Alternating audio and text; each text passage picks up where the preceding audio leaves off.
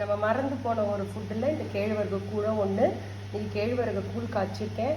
அதுக்கு side dish வந்து வத்தல் மிளகா, மோர் மிளகா, கொத்தரங்காய் வத்தல், சுண்டக்காய் வத்தல், உப்பில் ஊறின எலுமிச்சங்காய் ஊறுக்காய், இது வந்து மாங்காய் ஊறுக்காய்.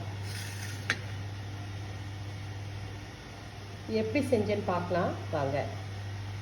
இன்றைக்கி காலையில் மாவு நம்ம கேழ்வரகு மாவு கரைச்சி வச்சுட்டோம். இன்றைக்கி சாயந்தரமாக இதை நம்ம காய்ச்சி வச்சு மாவு நல்லா புளிச்சிருந்தால் தான் கூழ் நல்லாயிருக்கும். இது நல்லா புளிச்சதுக்கப்புறம் சாயந்தரம் எப்படி காய்க்கிறோன்னு பார்க்கலாம். தண்ணி சுட்டுடுச்சு. நொய் அரிசியை சேர்த்துக்கலாம். நொய் நல்லா வேகட்டும். நொய் அரிசி நல்லா வெந்துருச்சு.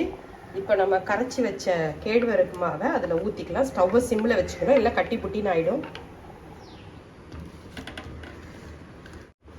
இது நல்லா கரைச்சிட்டு நம்ம ஊற்றணும்.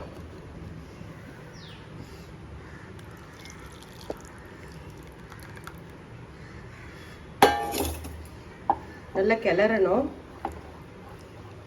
ஸ்டவ் சிம்லேயே இருக்கட்டும்.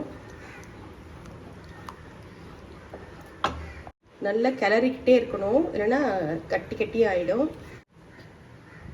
நல்லா வெந்தது வந்து நமக்கு மாவு நல்லா கலர் மாறி வந்திருக்கும். அதுக்கப்புறம் நம்ம கையை நல்லா தண்ணியில் நனைச்சிட்டு இப்படி தொட்டு பார்த்தா கையில் ஒட்டாது. ஸோ இதுதான் மாவு வந்துடுச்சின்னு பார்த்தோம். தட்டு போட்டு மூடி வச்சிடலாம். நாளை காலையில் பார்க்கலாம்.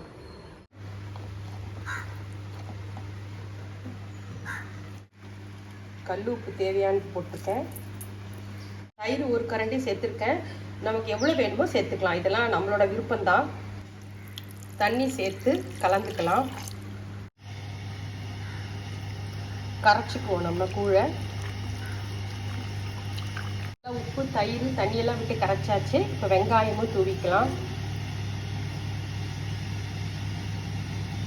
வீடியோ பிடிச்சிருந்தா சேனலை சப்ஸ்கிரைப் பண்ணுங்கள். அடுத்த வீடியோவில் பார்க்கலாம்.